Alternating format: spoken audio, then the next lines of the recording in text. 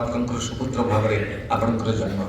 उत्कल विश्वविद्यालय ओडिया स्नातकोत्तर शिक्षा समाप्त पर सांबादिकता को जीवन वृत्ति रूपे आप ग्रहण कर दैनिक प्रगतिवादी आरंभ होता यात्रा विभिन्न समय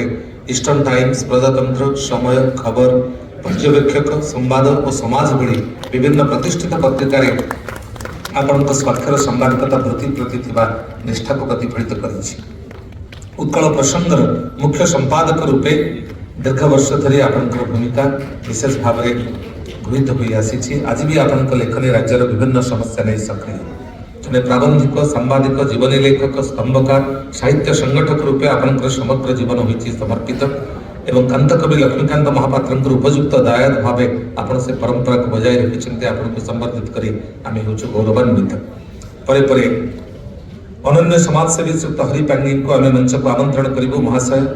5 पीढ़ी धरी पुरुषानुक्रमे पारंपरिक द्रव्य गुण औषधर चिकित्सा करुवा परिवार आपण आम सुंदर एवं सुदूर कोरापुट जिलार गर्व और गौरव पारिवारिक वृत्ति होता कारण आपण केबे चिकित्सा केवल करना औषधीय वृक्ष लता और गुल्म संग्रह चाष और प्रक्रियाकरण संबंधित ज्ञान में पिलाबेल संपर्कित होती क्षेत्र में दीर्घ 20 वर्ष अभिज्ञता कोरोना प्रतिषेधक सामान्य और जटिल रोगर चिकित्सा नहीं आपणाई पद्धति आपको एक विशेष परिचय देती आपण को आज एभली एक कार्यक्रम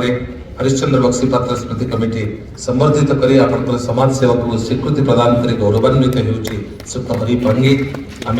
विपुल करताली अभिनंदन जनाई हरिश्चंद्र बक्सी पात्र स्मृति कमिटी प्रदत्त स्मारक सम्मान लाभ कर अनेक अनेक कृतज्ञता जनाई मंचरी पूर्ववत आसीन हेबापई निवेदन करिबु वरिष्ठ अतिथि को आज स्मारकी वक्तृता आम पाइछु पूर्वतन